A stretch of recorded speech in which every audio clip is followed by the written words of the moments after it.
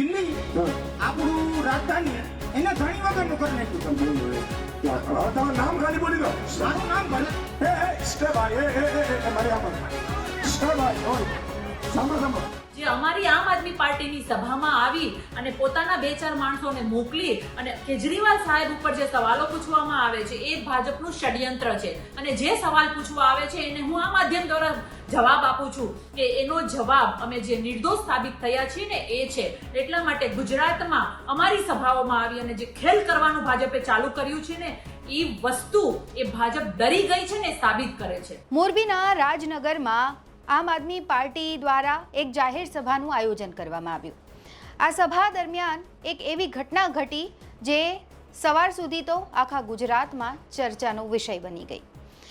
થયું એવું કે સ્ટેજ પર મંચ પર ઈસુદાન ગઢવી છે ભાષણ આપી રહ્યા હતા અને સામે ઓડિયન્સમાંથી જે તેમને સભાને સાંભળવા જે લોકો આવ્યા હતા તેમાંથી એક વ્યક્તિ ઈસુદાન ગઢવીને ઊભા થઈને સવાલ કરવા લાગે છે અને અચાનકથી જ જે બાજુમાં એક વ્યક્તિ હોય છે એ એમના સવાલથી એટલા બધા વિચલિત થઈ જાય છે કે હાથ ઉપાડી દે છે અને જાહેરમાં તેમને માર મારી દે છે. કેમ? કારણ કે એ સવાલ પૂછી રહ્યા હતા અને એ યોગ્ય એમને ન લાગ્યા. હવે આ મુદ્દો છે એ ચર્ચાનો વિષય બની ગયો છે અને આના ઉપર રાજનીતિની પણ શરૂઆત કરી દેવામાં આવી છે. જો કે અત્યાર સુધી માહિતી એવી પ્રાપ્ત થઈ રહી છે કે આ વ્યક્તિ છે જે સવાલ પૂછી રહ્યા હતા તે કોઈ પણ પોલિટિકલ પાર્ટી સાથે નથી સંકળાયેલા. નોર્મલી સામાન્ય નાગરિક તરીકે તે એ સભામાં આવ્યા હતા, જોડાયા હતા અને ઈસુદાન ગઢવીને સાંભળી રહ્યા હતા અને પોતાના જ્યારે તેમનો વારો આવ્યો પ્રશ્ન પૂછવાનો ત્યારે તેમની સાથે આવો બનાવ બની ગયો.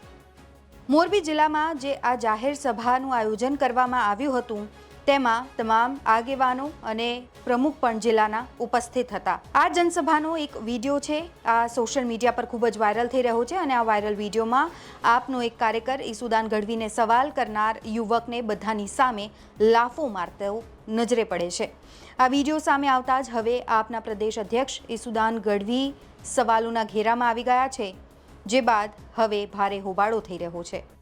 દિલ્હી આપણું રાજધાની એને ધણી વગરનું કરી નાખ્યું. તમારું નામ ખાલી બોલી દો. મારું નામ ભલે સ્ટે ભાઈ મારી આમ સ્ટે ભાઈ ઓય સાંભળો ત્યારે હવે આ મુદ્દા પર આમ આદમી પાર્ટી પણ એક્ટિવ મોડમાં આવી ગઈ છે અને એક બાદ એક નેતાઓની પ્રતિક્રિયા પણ સામે આવી રહી છે આમ આદમી પાર્ટી તરફથી પણ. અને તેઓ કહી રહ્યા છે કે આ એક ષડયંત્ર થકી આ સવાલ છે પૂછવામાં આવ્યો હતો અને આક્ષેપો છે એ ગંભીર ભારતીય જનતા પાર્ટી પર કરવામાં આવી રહ્યા છે. ઈસુદાન ગઢવીની પ્રતિક્રિયા સામે આવી છે, જે આપ અગાઉ પણ વિડીયોમાં જોઈ શકો છો. અને હવે આ જ મુદ્દા પર આમ આદમી પાર્ટીના મહિલા વિંગ રેશમા પટેલ ની પણ જે પ્રતિક્રિયા છે એ સામે આવી છે અને તેઓ પણ ભારતીય જનતા પાર્ટી પર ખૂબ જ ગંભીર આક્ષેપો કરી રહ્યા છે. શું કહી રહ્યા છે રેશમા પટેલ, સાંભળીએ. આજે મારે ખૂબ ગંભીર વાત ઉપર વાત કરવી છે. ગુજરાતની જનતાને મારે સમજાવવું છે કે દિલ્હીને લઈને ગુજરાતમાં જે ભાજપના મંત્રી સંત્રી અને ઊભા કરેલા અમુક માણસો દ્વારા આમ આદમી પાર્ટીને બદનામ કરવાનું જે કોશિશ થયું હતું એના ઉપર આજે તમાચો લાગ્યો છે.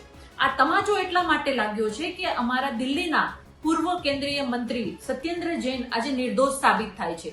કોણે પૂર્યા હતા? ભાજપે એમને જેલમાં પૂર્યા હતા, ખોટા કેસમાં જેલમાં પૂર્યા હતા. અમારા દરેક નેતાઓને પ્રજાના કાર્ય સારા કરતા હતા, પ્રજા માટે કાર્ય કરી રહ્યા હતા, પ્રજાનો વિકાસ કરી રહ્યા હતા, પ્રજાને સુવિધા આપી રહ્યા હતા, એટલા માટે જેલમાં પૂર્યા હતા. એ વાત સાબિત થાય છે. અને એટલા માટે જ ગુજરાતમાં આજે જે પ્રસંગો બની રહ્યા છે, જે અમારી આમ આદમી પાર્ટીની સભામાં આવી અને પોતાના 2-4 માણસોને મોકલી અને કેજરીવાલ સાહેબ ઉપર જે સવાલો પૂછવામાં આવે છે એ ભાજપનું ષડયંત્ર છે. અને જે સવાલ પૂછવા આવે છે એને હું આ માધ્યમ દ્વારા જવાબ આપું છું કે એનો જવાબ અમે જે નિર્દોષ સાબિત થયા છીએ ને એ છે. એટલા માટે ગુજરાતમાં અમારી સભાઓમાં આવી અને જે ખેલ કરવાનું ભાજપે ચાલુ કર્યું છે ને એ વસ્તુ એ ભાજપ ડરી ગઈ છે ને સાબિત કરે છે. ગુજરાતની જનતાને મારી નમ્ર વિનંતી છે કે આમ આદમી પાર્ટી સરકાર બનાવવા જઈ રહી છે. આમ આદમી પાર્ટી જનતાના કાર્ય કરવા માટે સક્ષમતાથી લડી રહી છે. એટલે ભાજપના પેટમાં તેલ રેડાઈ રહ્યું છે. અને જે રીતે એ લોકો પોતાના માણસોને અમારી સભાઓમાં આવી અને ખોટી રીતે અમારા અરવિંદ કેજરીવાલજી અને અમારા દિલ્હી સરકારને બદનામ કરવાનું જે ષડયંત્ર ભાજપ દ્વારા આચરવામાં આવ્યું છે, એના ઉપર સૌથી મોટો તમાચો એ જ છે કે સત્યેન્દ્ર જૈનજી જે અમારા પૂર્વ કેન્દ્રીય મંત્રી હતા એ નિર્દોષ સાબિત થઈ છે. એટલે આ નિર્દોષ સાબિત થયા છે ને એનાથી જનતાએ વિચારવાની જરૂર છે કે કેટલા ખોટા કેસ કર્યા હશે દિલ્હીની સત્તા મેળવવા માટે. અરવિંદ કેજરીવાલજી સહિતના દરેક નેતાઓ ઉપર જે ખોટા કેસ કર્યા છે ને એ દરેક કેસ ખોટા છે. આ હું ડંકાની ટોચ ઉપર કહું છું. એટલે અમારી સભાઓમાં કાર્યકર્તાઓ જે ભાજપના આવી અને ભાજપના ઈશારે જે બબાળો કરી રહ્યા છે એને એટલું જ કહેવાનું છે કે તમાચો એક નહીં 1000 તમાચા મારશે જો તમે ખોટી રીતે જનતાના કાર્ય ઉપર કામ કરતા આમ આદમી પાર્ટી પર કહેર વરસાવ્યો છે અને ભાજપના ઈશારે ખોટી રીતે દંગલો કર્યા છે તો અમારો એક કાર્યકર્તા તમાચો તમારા ગાલ ઉપર મારશે ને મારશે. એમાં અમને કોઈ પણ જાતનો ડર નથી. ધન્યવાદ. તો હવે આ લાફાકાંડનો મુદ્દો આવનારા દિવસોમાં ક્યાં જઈને અટકશે એ જોવું રહ્યું, પરંતુ એક વાત તો અત્યારે સ્પષ્ટ થઈ ગઈ છે કે ગુજરાતમાં રાજનીતિમાં ગરમાવો આવી ગયો છે. આમ આદમી party versus Bharatiya Janata party વચ્ચે જે તકરાર છે, માહોલ છે, હાલ સર્જાયેલો જોવા મળી રહ્યો છે અને અલગ અલગ નિવેદનો પણ સામે આવી રહ્યા છે. અત્યારે આ રિપોર્ટમાં બસ આટલું જ. ગુજરાતના તમામ મહત્વના સમાચાર જોવા માટે અને જાણવા માટે આપ જોડાયેલા રહો ગુજરાત તક સાથે. નમસ્કાર.